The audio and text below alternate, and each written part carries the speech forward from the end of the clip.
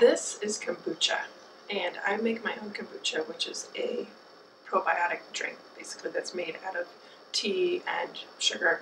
And in that, you have to have a Scoby, symbiotic colony of bacteria and yeast. With each batch, a new Scoby will produce or be produced.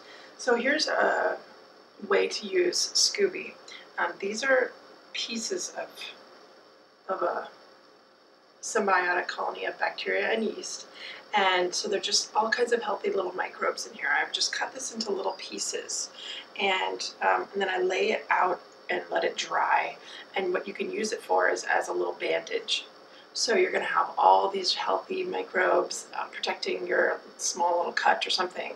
Not going to be necessarily really good for a deep wound, but it's actually just completely biodegradable and compostable, even edible. You could feed this to your pet when you're done, which that sounds kind of gross, but it's actually like really healthy for them and for you. So take little strips and again, let them, you can either dehydrate them in a dehydrator, or I just allow them to set out.